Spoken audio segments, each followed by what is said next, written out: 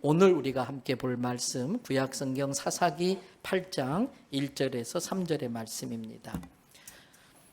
구약성경 374쪽 전후 사사기 8장 1절부터 3절 제가 봉독합니다.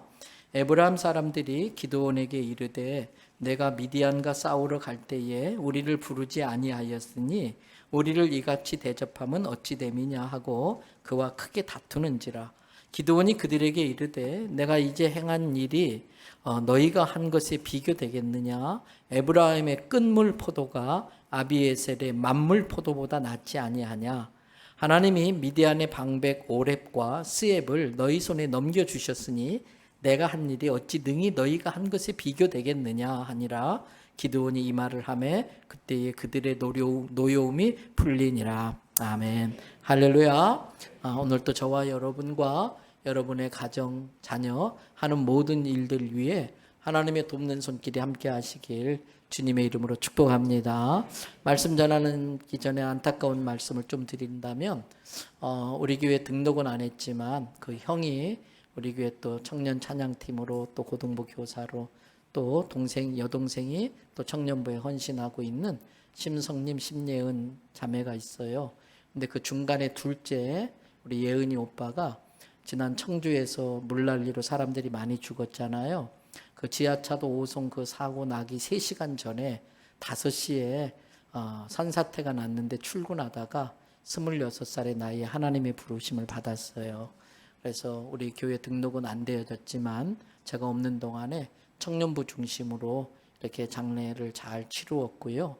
그래도 가족들과 부모들이 신앙 안에서 이걸 잘 소화하고 있는데 문제는 이 오송사 그 지하차도 물찬 사건 때문에 이것이 시시되어지고 있다는 거예요. 그래서 관에서도 책임을 안 지려고 전혀 지금 보상 문제나 또 산재 처리 이런 것들이 잘 되지 않아서 저도 어제 CBS 본사 사장한테 전화해서 이런 것 좀 잘 도와주라 이렇게 말도 하기도 했는데 오늘 그 심성님 형하고 예은이 동생하고 아버님이 우리 교회에 오셨어요. 여러분 많이 기도해 주시고 천국 소망으로 위로해 주시기를 바랍니다. 오늘 설교의 제목이 뭔지 얼른 주볼 보세요. 설교 제목이 뭔가요? 바로 그 순간. 우리는 살면서 매일매일 결정을 해야 되지요. 근데 결정하는 바로 그 순간이 참 중요합니다. 그 순간의 결정이 내가 살아야 될 남은 인생을 결정짓는 때가 많습니다. 그 순간의 결정이 내 남은 인생을 좌지우지한다는 것입니다. 그래서 바로 그 순간이 참 중요합니다. 오늘 본문은 잘 아시는 것처럼 사사시대 때에 사사 기드온과 그를 따르던 300명의 용사들이 이스라엘 백성을 괴롭히던 미디안 군대 13만 5천 명을 물리쳐서 이긴 전쟁의 이야기가 나오고 있습니다. 이 전쟁의 과정 속에도 바로 그 순간이 많이 나옵니다. 바로 그 순간 결정 하나 잘해서 전쟁을 승리로 이끌기도 하고 바로 그 순간에 잘못된 판단으로 잘못된 결정을 해서 전쟁의 패배자가 되기도 했습니다. 첫 번째 바로 그 순간 기드온이 맞이했던 바로 그 순간이 있습니다. 성경을 앞으로 2장 넘기셔서 사사기 6장 14절 말씀을 우리 같이 한번 읽어보겠습니다. 여호와께서 그를 향하여 이르시되 너는 가서 이 너의 힘으로 이스라엘을 미디안의 손에서 구원하라. 내가 너를 보낸 것이 아니냐 하시니라. 미디안 사람들에게 괴롭힘을 당했던 이스라엘 백성들이 하나님께 부르짖어요. 회개하고 부르짖으니까 하나님이 그 기도 들으시고 기드온 보고 야 기드온아 네가 가서 저 미디안 군대 물리치고 네 백성 구해라. 이 말에 기드온이 펄쩍 뜁니다. 뭐라고 하는지 15절 말씀을 보세요. 우리 기드온의 심정으로 같이 또 읽어볼까요? 그러나 기드온이 그에게 대답하되 오 주여 내가 무엇으로 이스라엘을 구원하리이까? 보소서 나의 집은 므낫세 중에 극히 약하고 나는 내 아버지 집에서 가장 작으니이다 하니 하나님 안 돼요. 천만의 말씀. 저는 그럴 능력이 못 됩니다. 그런 인물이 안 됩니다. 우리 집안은 가장 작은 별 볼 일 없는 집안인데 제가 어떻게 그 일을 합니까? 그런 기드온을 향해서 계속해서 16절에 하나님이 말씀하세요. 여호와께서 그에게 이르시되 내가 반드시 그다음 뭐라고 되었어요? 너와 함께 하리니 내가 미디안 사람 13만 5천 명 치는 것을 몇 명 치듯이 한 사람 때려잡듯이 할 수 있도록 내가 너와 함께 할 거야. 바로 그 순간 기드온은 결정해야 됩니다. 이 하나님의 부르심에 순종할 건가 말 것인가. 많은 갈등이 있었습니다. 또 하나님과 밀당도 합니다. 하나님 여기 손뭉치 놔둘 테니까 여기는 이슬 내리지 않게 해보세요. 또 하나님 이번에는 손뭉치만 말고 딴 데만 이슬 내리고 손뭉치는 바삭바삭 마르게 해보세요. 이런 많은 밀당을 합니다. 하나님이 그 과정을 다 받아주십니다. 기드온이 믿음의 결정을 할 때까지 기다려 주십니다. 감사하고 다행스럽게 기드온은 하나님의 부르심에 믿음으로 순종합니다. 바로 그 순간이 평범한 농촌 청년 기드온이 이스라엘의 위대한 지도자가 되는 순간이었습니다. 여러분, 우리 모두에게도 이런 순간이 있습니다. 이것을 우리식으로 표현하면 하나님이 그러한 감동을 주셨습니다. 예수님께서 그러한 마음을 주셨습니다. 성령님께서 제게 그런 말씀을 하셨습니다. 이렇게 표현할 수 있습니다. 이때가 중요합니다. 기드온처럼 순종하기 힘든 이유가 이런저런 이유가 다 있습니다. 그러나 결국은 마지막 바로 그 순간, 그래서 어쩌라고 순종할 거야 말 거야, 바로 그 순간이 있는 것입니다. 기드온에게도 하나님의 부르심에 대한 두려움이 있었습니다. 주저하는 마음이 있었습니다. 그러나 그가 결국은 순종했다는 겁니다. 여러분, 성경에서 하나님께 쓰임받는 사람들의 공통점이 바로 그겁니다. 아브라함에게 하나님 말씀하십니다. 아브라함아, 지금 네가 살고 있는 이곳은 너무 우상 숭배가 심해. 우상을 만드는 동네야. 나를 제대로 섬기기 어려울 거야. 너 나 한번 제대로 섬길래? 예, 하나님. 그러면 너의 본토, 고향, 친척, 아비집 다 떠나서 내가 지시할 땅으로 가. 바로 그 순간 아브라함은 갈등합니다. 그때 아브라함은 깊이 묵상하면서 하나님의 말씀에 순종하기로 결정했기 때문에 오늘의 믿음의 조상이 될 수 있었던 것입니다. 여러분, 요셉은 어떻습니까? 지금 자기를 노예로 판 형들이 자기 앞에 엎드려 있습니다.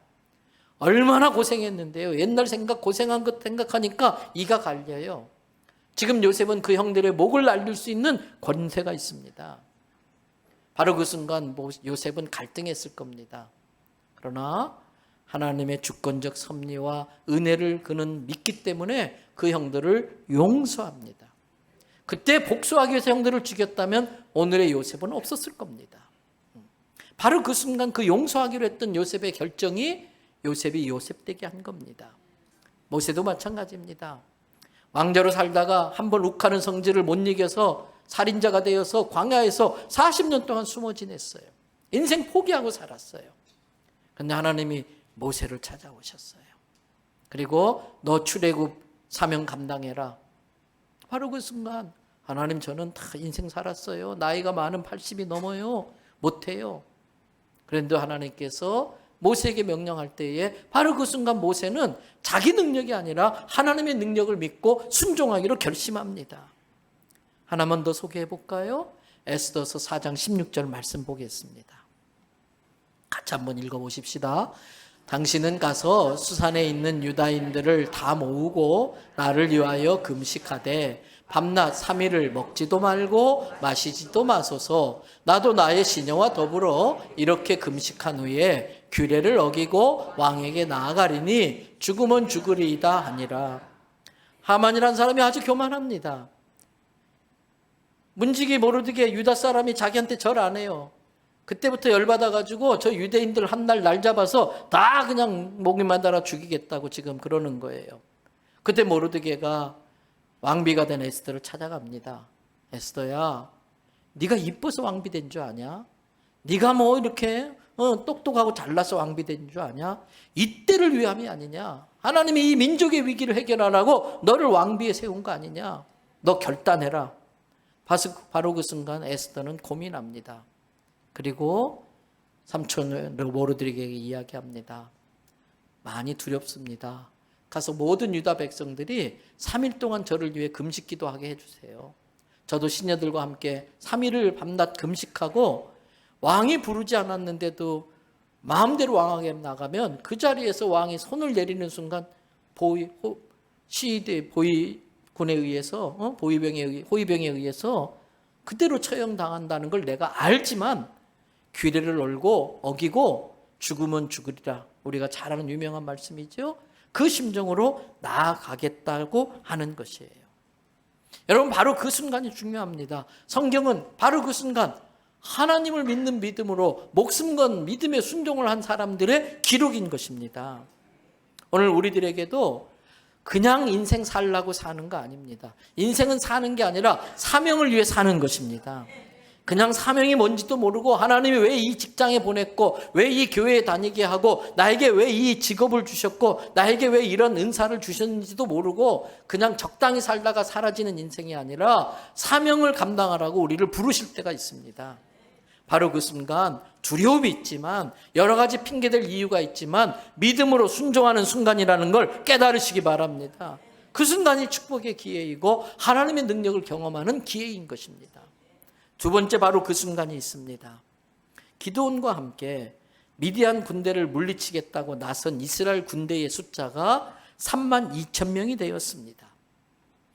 여러분, 미디안이 몰고 온 군대의 숫자는 135,000명입니다. 다 끌고 모아서 겨우 32,000명 모았는데 여기는 135,000명이에요. 게임이 안 되는 거예요. 근데 웬걸요? 하나님이 기드온에게 말씀하세요. 기드온아, 지금 마음에 두려움이 있는 자들이 있다. 응? 또 두고 온 자식 생각하는 그러한 사람들이 있다. 다 돌려보내라. 다 돌려보내라. 기드온이 하나님께 순종해서 그렇게 돌려보냅니다. 그렇게 돌려보내라고 한 데는 두 가지 이유가 있습니다. 성경을 다시 앞으로 뒤로 한 장 넘겨서 사사기 7장 2절을 보세요. 여호와께서 기드온에게 이르시되 너를 따르는 백성이 어떻다고요? 너무 많다. 내가 그들의 손에 미디안을 붙이지 않을 거야. 넘겨주지 않을 거야. 왜 넘겨주지 않는지 아니? 이는 이스라엘이 나를 거슬러 스스로 자랑하기를 야, 우리가 이렇게 많은 사람이 모여서 저 미디안을 물리쳤다라고 자기들이 자기를 구원했다고 교만해질까 봐 그 숫자 많다고 돌려보내라는 거예요. 또 두 번째 이유가 있습니다. 여러분, 코로나만 전염되는 게 아닙니다. 마음의 두려움이 전염됩니다. 원망도 전염됩니다. 투덜대는 것도 전염됩니다. 불신의 생각, 부정적인 생각도 전염돼요. 그러면 아무리 숫자가 많아도 이 두려움과 부정적인 생각에 사로잡히면 절대 전쟁에 이길 수가 없는 것이지요. 여러분, 우리에게도 그런 두려움이 찾아오는 순간이 있습니다. 환경의 어떤 거대한 어려움 때문에 또는 막 나를 괴롭히는 세상적으로 잘 나가는 어떤 사람 때문에 여러 가지 이유로 두려움과 맞서야 될 순간이 있어요. 그때에 거기에 사로잡히면 어둠의 권세가 나를 확 사로잡습니다. 부정적인 생각에 사로잡히고 두려움에 사로잡히고 그러면은 우리 마음이 갑자기 불안해져요. 공황 증세가 와요. 우울증에 빠지게 돼요. 사단이 속삭입니다. 너 같은 거 살아서 뭐해? 너는 해도 안 돼. 너 같은 건 죽는 게 낫지. 뛰어내려. 이 어둠의 권세가 우리를 확 사로잡는 거예요. 이건 누구에게나 그럴 수 있어요. 바로 그 순간 우리가 바라봐야 될 것은 하나님 아버지인 줄로 믿습니다. 바로 그 순간 우리가 생각해야 될 것은 우리 대장 예수 그리스도인 줄로 믿습니다. 그래서 그 두려움을 물리쳐야 되는 거예요. 그 두려움을 물리치지 못하고 돌아간 사람이 22,000명이에요. 몇 명이 남았습니까? 그렇게 오랫동안 계산하셔야 되나요? 네. 여러분, 그 두려움을 물리치고 남아있는 1만 명의 숫자에 들어가기를 바랍니다. 근데 이것이 다가 아닙니다. 세 번째, 바로 그 순간이 있습니다. 우리의 마음이 해이해지는 순간입니다. 사사기 7장 5절 6절을 보세요. 이에 백성을 인도하여 물가에 내려가매 여호와께서 기드온에게 이르시되 누구든지 개가 핥는 것 같이 혀로 물을 핥는 자들을 너는 따로 세우고 또 누구든지 무릎을 꿇고 마시는 자들도 그와 같이 따로 세워라 하시더니 6절 말씀 다 같이 읽어볼까요? 손으로 움켜 입을 대고 핥는 자의 수는 300명이요 그의 백성은 다 무릎을 꿇고 물을 마신지라. 목마른 건 너무나 당연합니다. 피곤합니다. 그런데 그 뜨거운 땡볕을 걷다가 앞에 아주 시원한 물이 흐르는 개울이 나오는 거예요. 기드온이 가서 물을 마셔도 좋다 그랬더니 와 달려가더니 투구를 집어던지고 방패를 집어던지고 창을 집어던지고 그 물가에 납작 엎드려서 개처럼 혀로 물을 막 흐르는 거예요. 너무 더우니까. 근데 그 중에 몇 명이 주변을 막 살피는 거예요. 기습 공격하진 않을까. 그리고 기습 공격 당하지 않을까 알지만 무릎을 꿇고 한 손에 방패를 들고 창을 들고 계속 두리번거리면서 손으로 물을 떠서 마시는 거예요. 그 사람들을 따로 모았더니 300명입니다. 여러분, 여기에서 우리가 알아야 될 것은 우리들 속에는 늘 편안해지고 싶은 마음, 쉬고 싶은 마음, 방심하기 쉬운 그러한 때가 있어요. 바로 그 순간이 적의 공격을 당하기 아주 좋은 때입니다. 여러분, 지금 대한민국은 전쟁이 끝난 것이 아닙니다. 잠시 휴전하고 있는 겁니다. 여전히 전쟁 중입니다. 전쟁 중에는 모든 게 불편합니다. 자유가 제한될 수 있고요. 전쟁 중에 모든 게 다 마음대로 할 수 없는 것입니다. 이번에 비행기 갈아타는 그 과정 때문에 인도 일정을 마치고 오다가 싱가포르에 잠깐 들렸어요. 간 김에 싱가포르에서 제일 큰 교회라고 하는 콩이 목사님이 심호하는 CHC 교회, 시티 하베스트 처치를 또 이렇게 한번 둘러보기도 했고요. 근데 그 싱가포르에서 우리를 안내했던 분이 이야기해 주는데 여러 가지 제약이 많더라고요. 이 조그마한 부산만한 도시가 한 국가를 이루면서 600만이 질서 있게 그걸 다 살아가려니까 수돗물 사용하는 것부터 시작해서 껌 씹어서 뱉으면은 또 벌금이 있고 또 뭐 태용으로 이렇게 하는 여러 가지 것들이 있으니까 많은 게 제약돼요. 어떻게 사냐 그랬더니 그런 말씀하시더라고요. 국가 공동체가 지속되어지고 국가 공동체 유익이 된다면 개인의 자유는 어느 정도 제한받을 필요가 있다. 이게 싱가포르 국민들의 생각이라는 거예요. 그래서 전 세계에서 가장 안전한 도시, 가장 국민 소득이 많은 나라 중에 하나, 그렇게 좁은 땅이 세계의 허브 항구로서 많은 그런 부를 축적하는 걸 봤어요. 여러분, 성도의 삶도 마찬가지입니다. 성도가 육신을 입고 이 땅에 사는 동안은 항상 악한 사단의 군대와 전쟁 중에 있다는 걸 잊어서는 안 됩니다. 때문에 성도의 생활은 편안한 게 아니에요. 잠을 자지 못하고 기도해야 됩니다. 영적 전쟁을 하기 위해서. 또 열심히 직장생활도 하지만 복음을 전하는 일을 위해서 교회가 더 건강하게 은혜롭게 부흥하기 위해서 와서 헌신하고 봉사하고 선교에 동참해야 돼요. 성도의 삶은 절대 편안한 게 아니에요. 헌신과 희생과 봉사가 요구되는 삶입니다. 마귀와 전쟁 중이기 때문에 그럴 수밖에 없습니다. 그래서 사도 베드로는 베드로전서 5장 8절 9절에 이렇게 말합니다. 8절을 보세요. 뭐 하라고요? 근신하라, 깨어라. 정신 차려라 이거예요. 지금 전쟁 중인데 어디 졸고 있느냐 이거예요. 어디서 축 퍼져가지고 물 마실 수 있느냐 아니라는 거예요. 왜? 너희 대적 마귀가 굶주린 사자처럼 그르릉거리면서 삼킬 자를 찾아다니고 있는데 때문에 그럴 때마다 9절 너희는 어떻게 하라고요? 믿음을 굳게 하고 그를 대적하라는 겁니다. 성도 여러분, 늘 우리는 마귀와의 전쟁 중에 있다는 걸 기억하시기 바랍니다. 기도를 쉬는 순간 마귀의 공격의 대상이 돼요. 구원의 투구를 잠시 벗고 무장해제하는 순간 마귀의 밥이 될 수 있는 거예요. 한순간입니다. 그 한순간이 전쟁을 패하게 만드는 겁니다. 내 마음이 흐트러져서 사명이 뭔지도 모르고 왜 나를 이곳에서 하나님이 이 일을 하게 하시는지도 모르고 그러면 마귀의 거짓말에 썩고 마귀의 공격에 놀아나서 마귀의 종로로 타는 겁니다. 사랑하는 성도 여러분, 늘 기도에 깨어 있으시기 바랍니다. 사명에 깨어 있으시길 바랍니다. 저도 이번에 갔다 오면서 일행 중에 한 목사님을 이렇게 같이 봤는데 저는 이제 일정을 소화하려고 하니까 차만 타면 바로 머리 대고 코 골고 자요. 비행기 타면 그냥 헤드셋 딱 끼고 안대 끼고 그냥 바로 자는데 이분은 그걸 못 하시더라고요. 그 긴 시간 동안 비행기에서 잠을 못 주무시는데 가만히 제가 봤더니 핸드폰을 계속 봐요.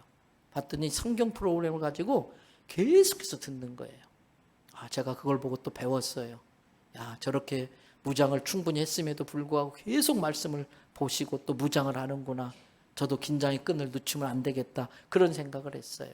여러분, 수시로 기도하시기 바랍니다. 수시로 말씀으로 무장하시기 바랍니다. 네 번째, 바로 그 순간이 있습니다. 여러분, 사단이 이간질하는 순간이 꼭 옵니다. 꼭 옵니다. 사사시대 때 이스라엘 백성들은 굉장히 우상을 숭배하면서 하나님께 버림받아서 아주 미미한 존재가 되고 말았습니다. 그들을 공격하는 미디안 군대는 잔인하고 강력했습니다. 그래서 그들의 괴로움이 너무나 힘들었습니다. 근데 그 괴로움 때문에 이스라엘 백성이 하나님께 매달려 부르짖어 기도하게 되었어요. 괴로우니까 하나님을 찾는 거예요. 그리고 하나님이 기도원 부르셨고 그와 한마음 한뜻으로 일할 수 있는 300용사를 붙여주셨습니다. 그리고 13만 5천 명과 싸우라는 거예요. 그런데 여러분, 300명 가지고 13만 5천 명 이길 수 있어요, 없어요? 상식적으로 생각하면 이길 수가 없어요. 이길 수가 없어요. 일반 전략 전술 가지고는 절대 이길 수가 없어요. 그래서 필요한 게 하나님의 지혜인 것입니다. 그래서 필요한 게 하나님의 방법인 것입니다.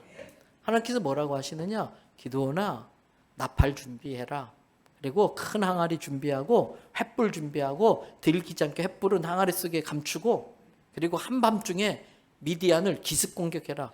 그리고 하나님께서 미리 보초 쓰고 있는 미디안 보초병들이 깜빡 졸게 하면서 꿈을 꾸게 했는데 그 미디안 군대를 싹 쓸어버리는 꿈을 꾼 거예요.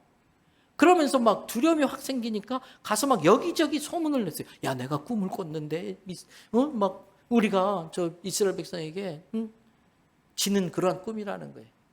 여러분, 그 소문이 쫙 퍼져가자 이 미디안 사람들 마음에 막 두려움이 생긴 거예요. 그래서 불안불안한데 한밤중에 갑자기 막 나팔 소리가 울려 퍼지고 나팔 300개를 불어대고 300개 항아리를 막 와장창 깨뜨리고 갑자기 환해지는데 피아가 구분이 안 돼. 누가 적이고 아군인지 몰라. 자기들끼리 막 설로 찌르고 막 그러다가 그렇게 망해버린 거예요. 여러분, 이제 전쟁의 승리를 바로 눈앞에 두고 있습니다. 근데 바로 그 순간이 중요해요. 그 이후에 어떤 일이 일어났는지 바로 오늘 본문 사사기 8장 2절 3절을 보세요. 거기 2절에 보니까 에브라임 사람들이 나타난 거예요. 여러분, 이 에브라임 사람들은 기드온의 부족에 비해서 훨씬 더 숫자도 많고 아주 힘도 강한 부족이에요. 근데 13만 5천 명이 온다는 소리에 깨갱하고 다 숨어 있었던 거예요. 그런데 기드온이 전쟁을 하는데 이길 것 같거든요. 그러니까 뒤늦게 전쟁에 참가해요. 숟가락 하나 없는 거예요.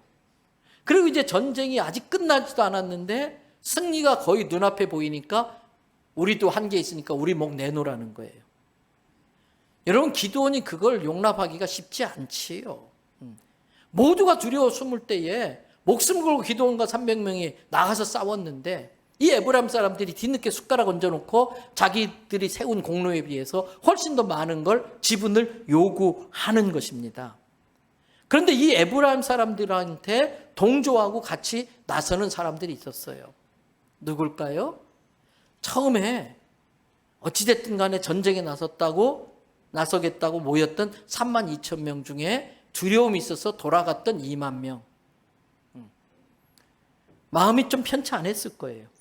그리고 10,000명인데 너무 목말라가지고 그냥 마지막 시험에서 불합격해가지고 엎어져서 물 마시다가 탈락된 300명을 제외한 나머지 사람들. 가면서 그들은 투덜댑니다. 니네들끼리 잘해봐라. 300명 가지고 어떻게 이겨? 비웃고 조롱했습니다. 근데 웬걸요? 이겨내잖아요. 시기도 되고 부럽기도 하고 또 그 탈취한 것에 대한 욕심도 나고 그때 마침 에브라임 지파가 나선 거예요. 기드온한테 대든 거예요. 에브라임 지파가 선동을 해요. 그 선동에 그 3만 2천 명 중에 300명에서 제외된 사람들이 같이 동조하고 일어나는 거예요. 이게 사단의 전략입니다. 사단은 승리를 눈앞에 뒀을 때에 그 승리가 날아가도록 이간질시킵니다. 분란이 일어나게 만듭니다. 선동은 때로는 인류의 역사를 바꾸는 힘이 있어요. 불란서 혁명 같은 것은 인류 역사를 인간의 자유를 찾는 데 지대한 역할을 해요. 그러나 때로 어떤 선동은 대중을 무지하게 만들고 잘못된 방향으로 가게 만들 때도 있어요. 예를 들면 광우병 파동 때에 그들이 주장했던 그 광우병 사태를 주장했던 사람들의 말에 의하면 지금 대한민국 사람 수십만 명은 머리, 뇌에 구멍이 뻥뻥 뚫려서 죽어야 돼요. 지금 에브라함 사람들이 그 기드온의 300용사에 대해서 불평이 있던 사람들을 선동해가지고 들고 나간 겁니다. 여러분, 이때 바로 그 순간이 중요합니다. 기드온이 너네들 지금 무슨 권리로 이러는 거야? 니네들이 한 게 뭐가 있어? 우리가 목숨 걸고 일어났는데 이게 사단이 원하는 거예요. 그때 기드온이 어떻게 하는지 보세요. 오늘 8장 2절 3절 보세요. 2절에 기드온이 그들에게 이르되 내가 지금까지 했던 일은 너희들이 한 것에 비교도 안 된다. 너희들이 한 것에 비하면 내가 한 건 아무것도 아니야. 에브라임의 끝물 포도가, 여러분, 끝물 포도는 맛이 어때요? 맛있다고요? 찝찝해요. 시고요. 떫고요. 에브라임의 끝물 포도가 문하지파의 기드온의 가문인 아비에셀의 만물보다 훨씬 낫지 않느냐. 쉽게 말하면 에브라임의 꼴찌가 아비에셀의 1등보다 훨씬 낫다고, 니네가 정말 잘났다고 한껏 부추겨 주는 거예요. 그러면서 3절을 보세요. 하나님이 미디안 장수 오렙과 스엡을 너희 에브라임 손에 붙여가지고 그 장수들을 잡았는데 내가 지금까지 한 일이 그거에 어떻게 비교하겠느냐. 니네들이 정말 큰 공을 세웠다. 다 띄워주는 거예요. 기드온이 이렇게 말을 하니까 그때에 어떻게 됐어요? 그들의 노여움이 풀리더라. 사단이 원하는 대로 되지 않는 거예요.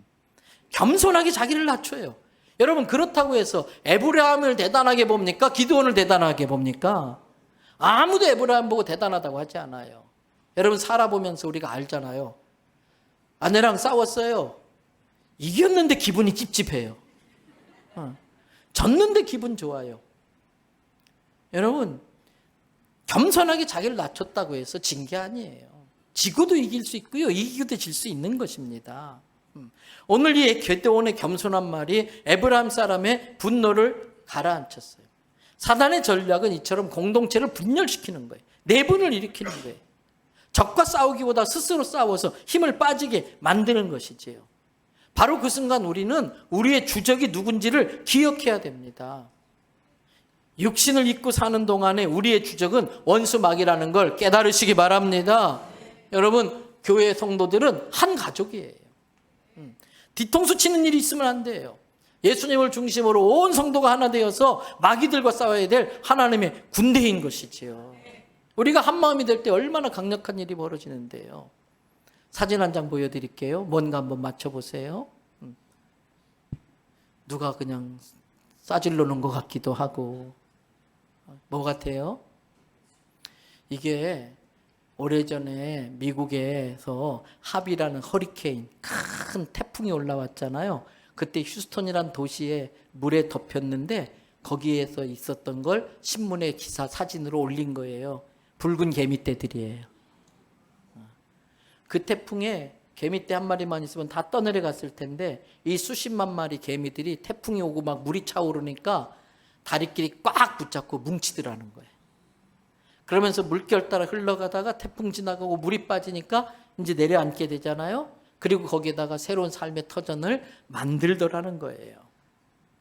여러분, 우리 한 사람 한 사람 부족하지만 예수님을 중심으로 우리가 손을 꼭 잡고 뭉치면 강력한 하나님의 군대가 되는 것입니다. 그런 의도가 없는데 결과적으로는 사단에게 도움을 주는 결과를 만들어내면 안 되는 거지요. 가정에 태풍이 불어올 때가 있어요. 부부간에 갈등이 있고 재정에 어려움이 있고 가족 중에 한 명이 암에 걸릴 수도 있어요.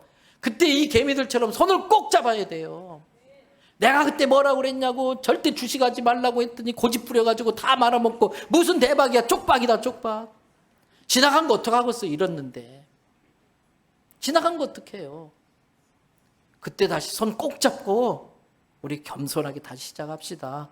우리가 잘못된 가치관을 갖고 살았네요. 말씀 위해서 다시 시작합시다. 똘똘 뭉쳐야지요.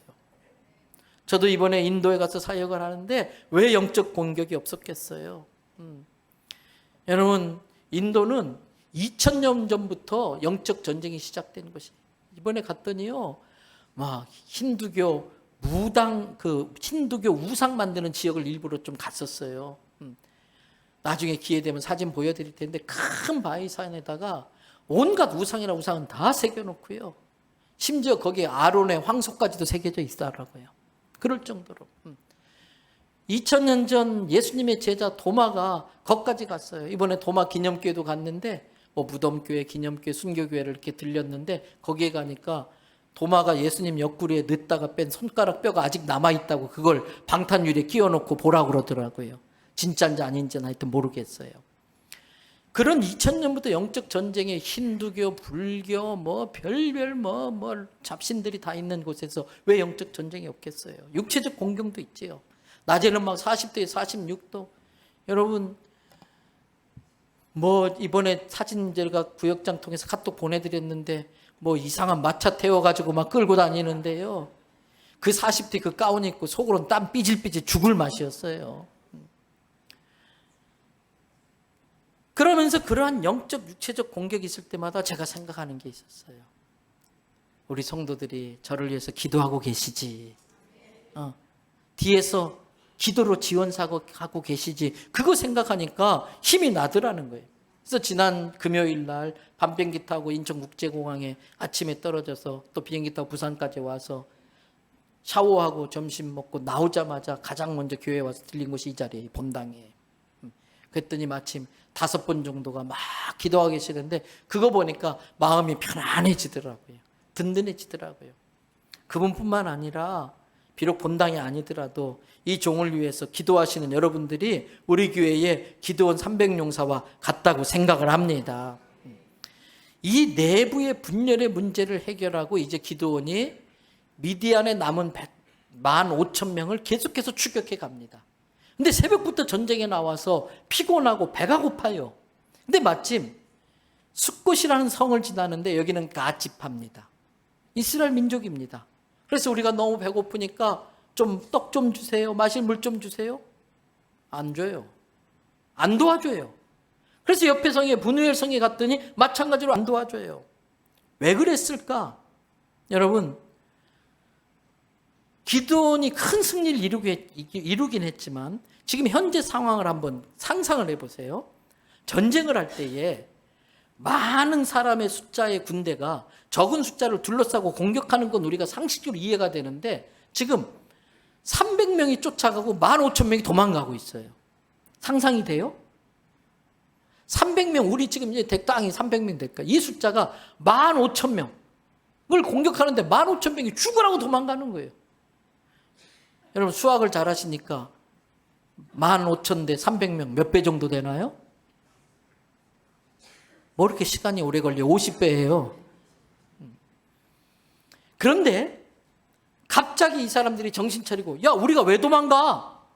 15,000명이 확 돌아서면 어떻게 돼요? 그러면 300명 삥 둘러싸면 끝나는 거예요. 지금 숫곳성 사람들과 분해할 사람들이 그거 생각하는 거예요. 야 어쩌다가 이겼는지 모르지만 저 15,000명이 돌아서면 큰일 나. 우리가 제 300명 도와줬다가 떡 주고 물 줬다가 우리도 망해. 안 도와주는 거예요. 여러분 이들은 눈에 보이는 300명과 15,000명 봐요. 믿음은 눈에 보이지 않는 걸 보는 능력이에요. 하나님은 보이지 않기 때문에 믿음이 필요한 거예요. 여러분 사람의 계산으로 안 나오잖아요. 어떻게 300명이 15,000명 그러다 확 돌아서면 어떤 위기에 빠질지 모르는데 신앙은 사람의 계산을 뛰어넘는 겁니다. 그러면 하나님은 한 명이 1,000명을 치는 일당천의 능력을 주시는 거예요. 아까 말했잖아요. 미디안 군대 13만 5천 명 괜찮아. 기도하나 한 사람 치듯이 치게 할 거야. 그 하나님의 약속을 믿는 믿음이 우리에게 있으시기를 바랍니다. 그 믿음이 없으니까 협조 안 한 거예요. 그 어렵게 영적 전쟁을 치르는 그 기도원을 돕지 않는 것이지요. 바로 그 순간 그들은 복 받을 수 있는 기회를 발로 차버린 거예요.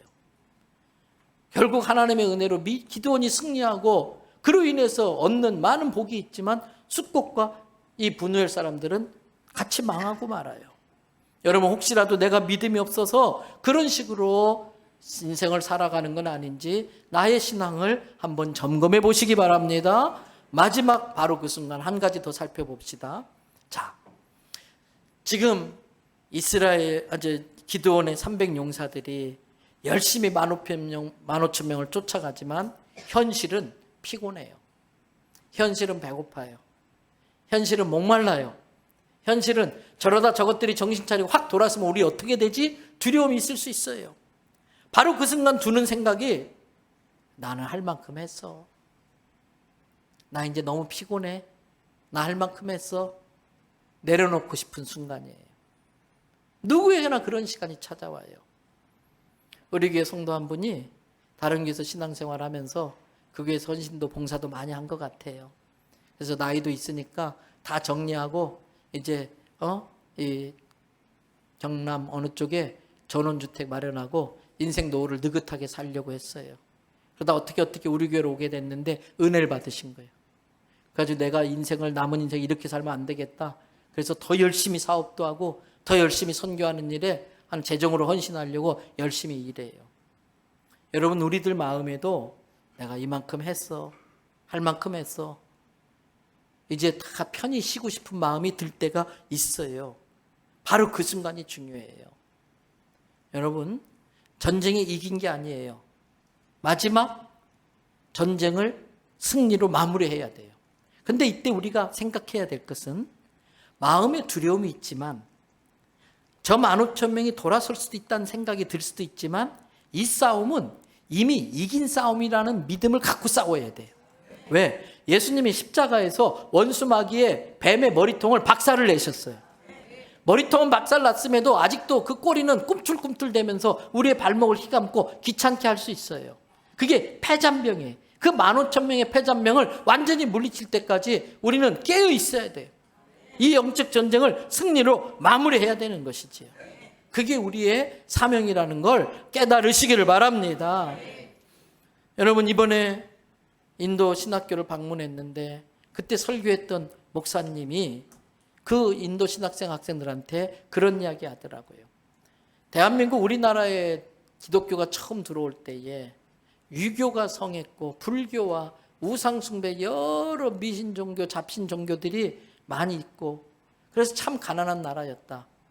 초창기 기독교인들은 아주 적었지만 그래도 그들은 하나님을 믿는 믿음으로 하나님께 순종하면서 신앙을 지키고 우리에게 그 신앙을 유산으로 물려줬고 그 신앙 때문에 하나님의 은혜가 대한민국에 임해서 지금은 전 세계가 부러워할 만한 나라가 되었다. 그러면서 하시는 말씀이 인도는 힌두교를 비롯해서 불교와 모든 이슬람과 우상숭배와 그래서 영적 전쟁이 치열하고 도마 이후로 2000년 동안 영적 전쟁을 싸우는 곳이라 신앙생활하는 게 참 어려울 거다. 그러나 여러분 신학생들이 기드온 300용사와 같은 마음으로 믿음을 지키고 나가서 싸울 때에 반드시 인도도 어느 순간 예수님 믿는 나라가 되고 그때 우리나라와 힘을 합해서 세계 복음화의 사명을 이루자 이 말로 그 신학생들을 격려하시더라고요.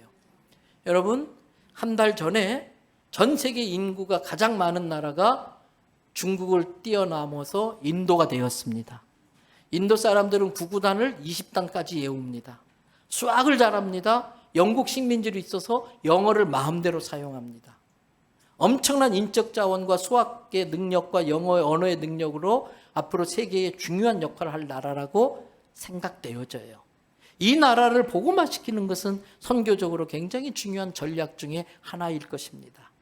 저는 우리 교회 성도들이 우리 할 만큼 했다 이런 생각하지 마시고 마귀의 장난에 자중질환에 빠지는 일이 없게 하시고 주님이 우리를 쓰려고 부르실 때마다 아멘 순종하면서 이 복음을 전하는 사명을 끝까지 감당해내는 다윗의 손에 들린 물맷돌 같은 교회, 기드온의 300용사와도 같은 그런 교회가 되어지기를, 그런 성도가 되어지기를 주님의 이름으로 축복합니다.